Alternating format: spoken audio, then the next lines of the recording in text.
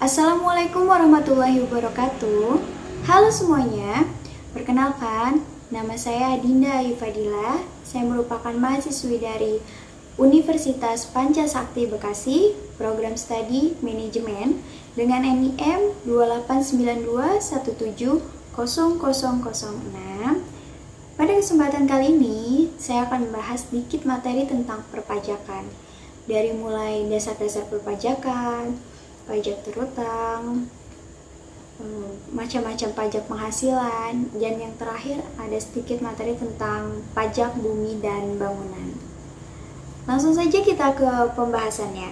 Menurut Undang-Undang Nomor 6 Tahun 1983 tentang Ketentuan Umum dan Tata Cara Perpajakan, pajak adalah kontribusi wajib kepada negara yang terutang oleh orang pribadi atau badan yang bersifat memaksa berdasarkan undang-undang dengan tidak mendapatkan imbalan secara langsung dan digunakan untuk keperluan negara bagi sebesar-besarnya kemakmuran rakyat.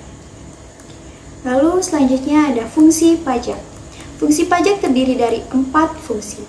Yang pertama, fungsi budgeter. Pajak memberikan sumbangan terbesar dalam penerimaan negara. Kurang lebih 60-70% penerimaan pajak memenuhi postur APBN. Contohnya, penerimaan pajak sebagai salah satu sumber penerimaan APBN. Lalu yang kedua, terdapat fungsi mengatur. Pajak berfungsi sebagai suatu alat untuk mengatur masyarakat atau melaksanakan kebijakan pemerintah dalam bidang sosial dan ekonomi. Contohnya, memberikan insentif pajak atau tax holiday untuk mendorong peningkatan investasi di dalam negeri. Yang ketiga, terdapat fungsi stabilitas. Dengan adanya pajak, pemerintah memiliki dana untuk menjalankan kebijakan yang berhubungan dengan stabilitas negara atau stabilitas harga. Lalu, yang keempat, terdapat fungsi retribusi pendapatan. Fungsi retribusi pendapatan, pajak yang sudah dipungut oleh negara akan digunakan untuk membiayai semua kepentingan umum. Lalu selanjutnya terdapat syarat pemungutan pajak. Pemungutan pajak harus adil. Pemungutan pajak juga harus berdasarkan undang-undang. Pemungutan pajak tidak mengganggu perekonomian. Pemungutan pajak juga harus efisien dan pemungutan pajak itu sistemnya harus sederhana. Lalu terdapat asas pemungutan pajak.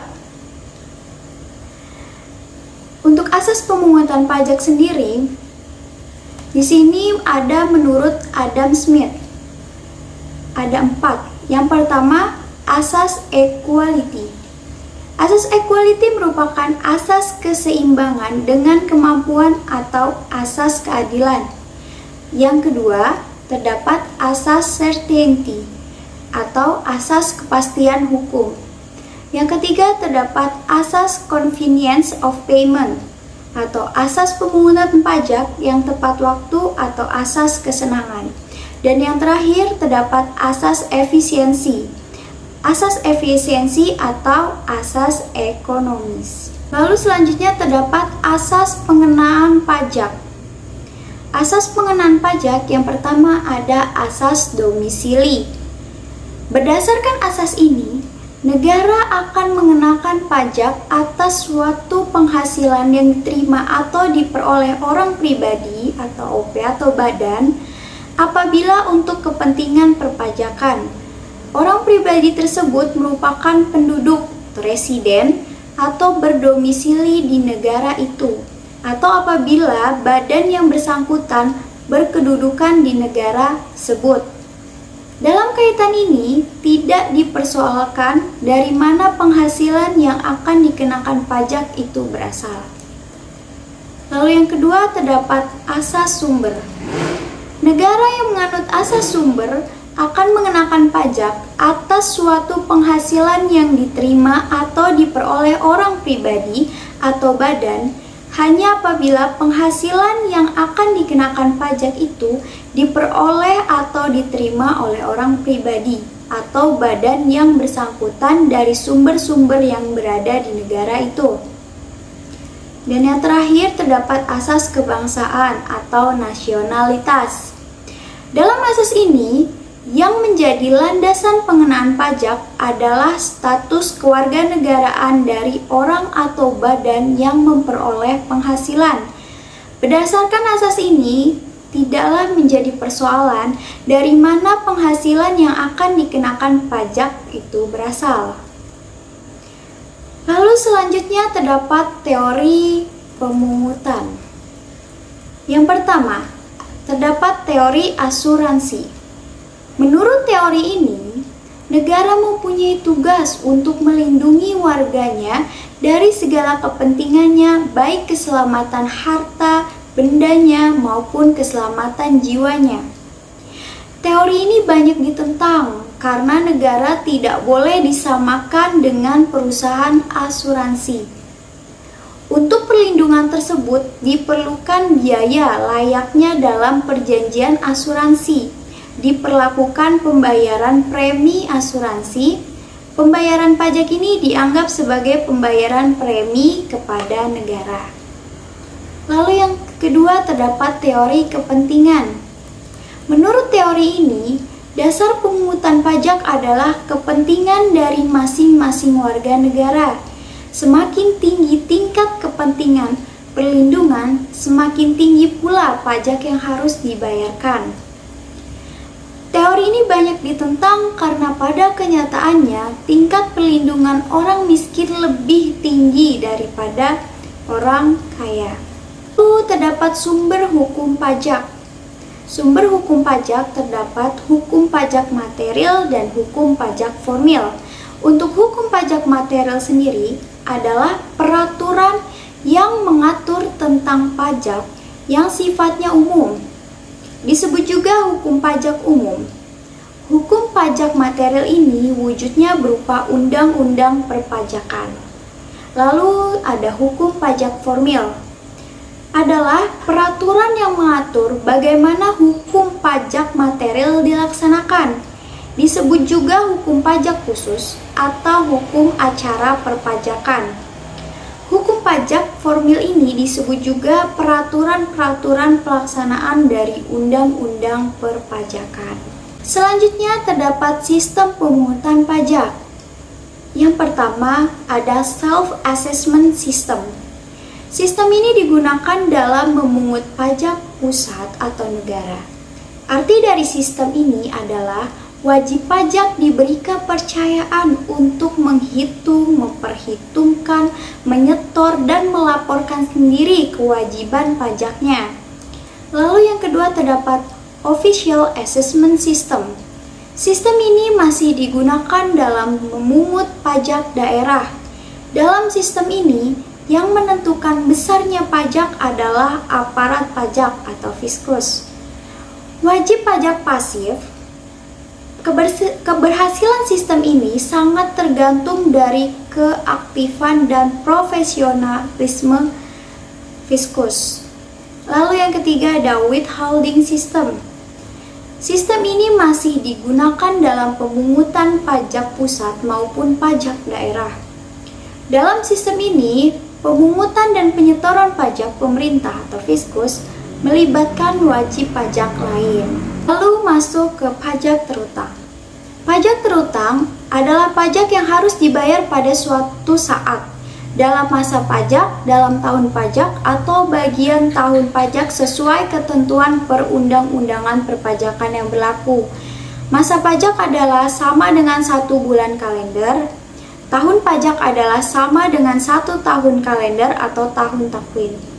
Tahun pajak bisa menggunakan jangka waktu Januari hingga Desember, namun bisa dikecualikan jika mengajukan izin untuk menggunakan jangka waktu lain. Dasar hukum pajak terutang ada 3 undang-undang perpajakan yang menjadi dasar hukum pajak terutang. Di antaranya, Undang-Undang Nomor 28 Tahun 2007 tentang Ketentuan Umum dan Tata Cara Perpajakan atau KUP, Undang-Undang Nomor 36 Tahun 2008 tentang Pajak Penghasilan atau PPH, Undang-Undang Nomor 42 Tahun 2009 tentang Pajak Pertambahan Nilai (PPN) dan Pajak Penjualan Atas Barang Mewah atau PPNBM. Jenis pajak penghasilan. Yang pertama, pajak terutang PPh pasal 21. Penghasilan pasal 21 terutang adalah pada saat dilakukan pembayaran atau pada saat terutangnya pajak penghasilan yang bersangkutan, dan PPh 21 terutang bagi pemotong untuk setiap masa pajak. Lalu yang kedua, terdapat pajak terutang PPh pasal 22.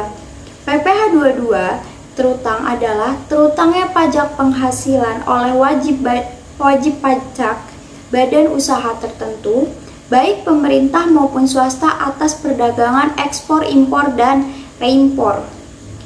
Yang ketiga, terdapat pajak terutang PPh pasal 23. Pajak terutang PPh 23 adalah terutangnya pajak penghasilan atas dividen pada saat pembayaran dan saat disediakan untuk dibayarkan, saat bunga dan sewa jatuh tempo, saat royalti dan imbalan jasa teknil atau jasa manajemen maupun jasa lainnya ditentukan dalam kontrak atau perjanjian atau faktur. Keempat, terdapat pajak terutang PPh 25 atau 29 orang pribadi. PPh 25 badan adalah pembayaran pajak penghasilan pajak orang pribadi yang dilakukan secara diangsur. Sedangkan PPh 29 badan adalah pajak yang baru dilunasi wajib pajak badan sebagai akibat PPh terutang dalam SPT tahunan PPh lebih besar daripada kredit pajak yang telah dipotong atau dipungut oleh pihak lain yang telah disetor. PPh pasal 25 atau 29 badan ini terjadi pada saat adanya kekurangan pajak orang pribadi yang terutang pada akhir tahun pajak.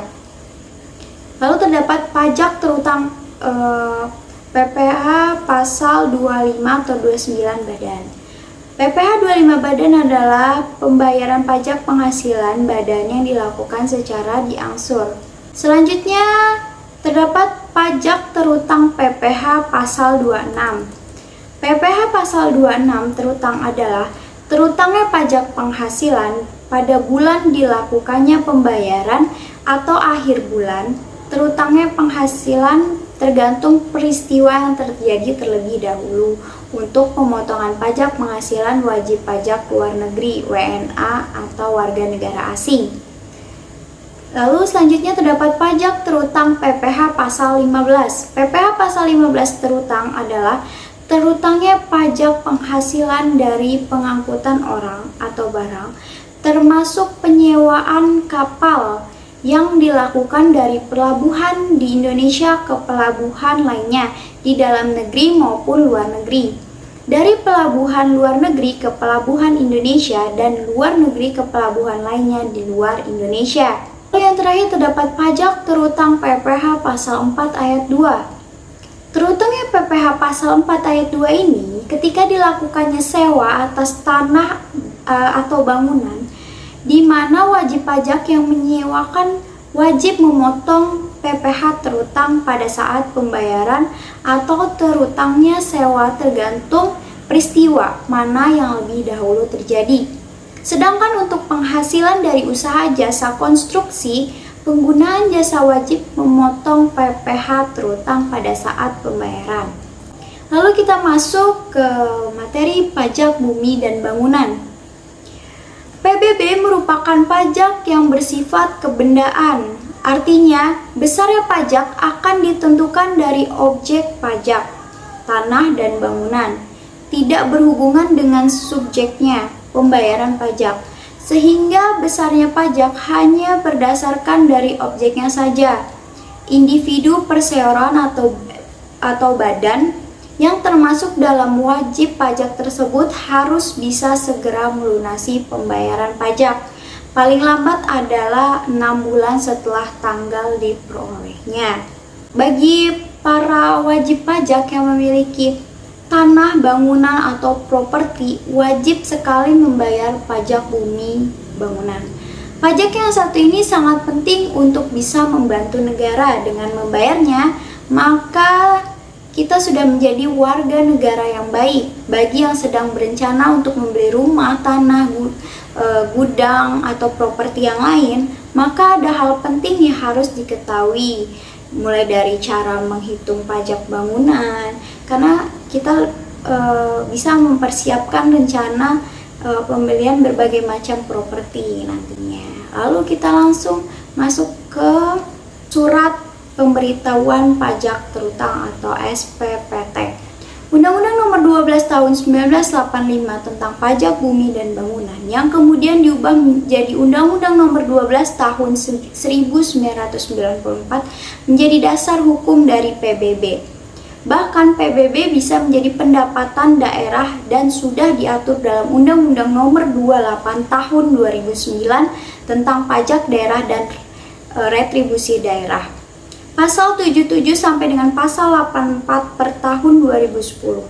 Sehingga setiap daerah akan bisa berkembang dengan baik jika semuanya taat bayar pajak. Lalu siapa sih yang menjadi subjek PBB? Subjek pajak bumi dan bangunan tidak akan mempengaruhi seberapa besar pajak yang harus dibayarkan. Hanya objek pajaknya yang bisa mempengaruhi hal ini. Namun, kita juga harus mengenal siapa saja yang akan menjadi subjek dari pajak ini. Untuk menjadi subjek PBB, harus ada beberapa kriteria yang bisa menentukan apakah seorang wajib membayarkan pajak bumi dan bangunan setiap periode tahunnya. Kriteria yang sesuai dengan pasal 4 Undang-Undang Nomor 12 Tahun 1985 dan Undang-Undang Nomor 12 Tahun 1994 adalah: pertama, memiliki bukti kepemilikan sah atas bumi atau tanah, mendapatkan beragam manfaat atas bumi atau tanah yang dimiliki, memiliki bangunan fisik, memiliki hak dan kekuasaan atas bangunan, lalu memperoleh beragam manfaat aset bangunan. Lalu bagaimana sih untuk perhitungan PBB sendiri?